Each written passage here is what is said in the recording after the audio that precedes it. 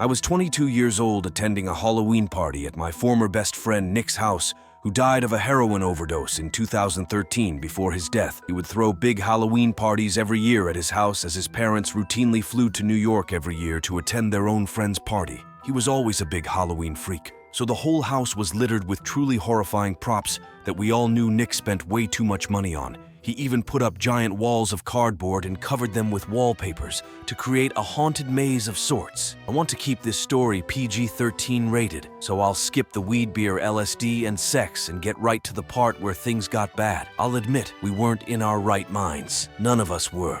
Anyone who came to Nick's parties knew what went down. Me, Nick, and a few other guys. Vinny G, Joey, and Q were upstairs, and Nick's room smoking a bong when we heard steady loud bangs come from downstairs. Nick clumsily, but panicking. Lee rushed to open the door and see what was going on. There were sounds of screaming of both guys and girls. I remember quite clearly. It sounded as if there were a crowd of people screaming for their lives down there. We all called Nick to come back in and shut the door, even under the influence of drugs. We all knew what was going on. Nick ran back inside and shut the door quickly, but also quietly, locking it behind him. He turned to us and had on the facial expression of someone who had just witnessed murder. "What did you see? What's going on?" We all shouted at him. He told us to hide before anything else. We all knew why from that point on.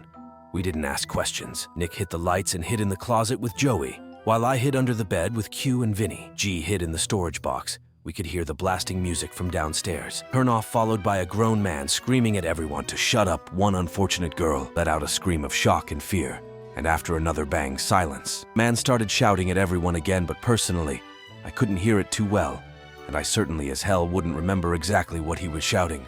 We heard two other men shouting by now. There were a confirmed 3 intruders in the house, but there could have been more for all we knew. At that point, we heard the sound of boots stomping up the stairs and then coming halfway down the hall and stopping outside the bedroom door. The intruder on the other side of the door tried the doorknob, but when he realized it was locked, he started ramming into the door with most likely his shoulder. After a few failed attempts at that, the sound of a few shots to the doorknob were clearly enough to break the lock, allowing the door to swing open. We heard cries from downstairs after the shots, to the doorknob followed by silence and gunshot. Me and Nick had our hands on our mouth to shield our breathing noises. I watched through the transparent cloth that hung from the bottom of Nick's bed as the black boots with overlapping ripping denim jeans moved instinctively to the closet. He opened the door. I could hear Nick begging for the intruder not to kill him, offering a generous amount of money if they would leave. Nick gave himself up as the house owner. That's when the intruder ordered him downstairs. The rest of us stayed put. Apparently, Joey hadn't been caught with Nick. He stayed under the bed, shaking and afraid there was near silence from downstairs, other than Nick talking with the intruders. But whatever they were saying was much too low for us to hear it. Felt like an ear. 20 minutes before the front door slammed shut, and Nick came running back upstairs to tell us that they were gone. I think the most horrifying moment of my life was when I stepped downstairs back into the living room and saw the 2 dead bodies laying lifelessly on the ground, holes in their heads, spewing out blood. Jen and Robbie, 2 good friends that I still miss. I'll spare you the details of what happened when the police arrived. But despite the fact that the house smelled like a marijuana greenhouse, the police were more interested in finding out who the masked men were that killed 2 innocent college students. Oh yeah, Nicky told the 4 of us who were hiding in his room that there were 4 intruders in total, all wearing fedoras, vendetta masks, coats and gloves. They demanded $100,000 in cash, and when Nick could not provide it, they demanded he fill their empty sack with his most valued possessions.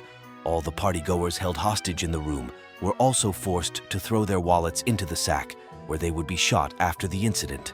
Nick became depressed. He started drinking too much, becoming an alcoholic. He stopped showing up to school and ultimately ended up dropping out. He started the use of heavier drugs such as meth and heroin. I had one good talk with him since the incident, and he was more real during this talk than he had ever been. He told me with tears rolling down her cheeks and a pipe in his hand, he lived in constant pain, knowing he caused the death of 2 of his best friends. Nick died of a heroin overdose in July of 2013, not even a year after the incident. It was my first Halloween living my own house away from my parents. I live in a small corner house with a basement, but no upstairs house. My parents paid half for it. Was 11 o'clock at night. I was sitting in the living room watching scary Halloween movies when I found myself getting up to answer a knock at the door.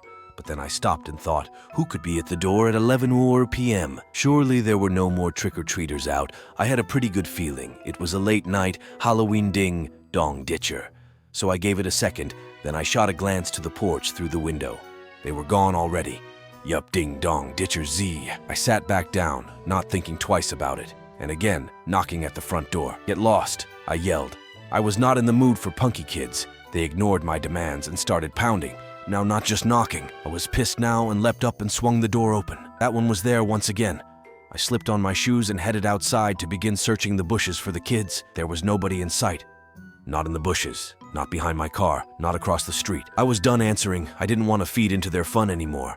So I went back inside, double-locked the door, and went to my bedroom, also walking that door, just to feel safer. Guess even over the TV, I could still hear the stupid kids pounding on my front door repeatedly. I was so close to calling the cops to get them away, but that would undoubtedly lead to my house being egged or teepeed. The pounding continued for an uncomfortably long time, more than half an hour. I thought these kids must be filming something for YouTube and were desperate for a reaction, but it wasn't going to give it to them. At some point, I dozed off with the TV on, only to wake up to the knocking again. I looked at the clock. It was 2 jaster in the ibras.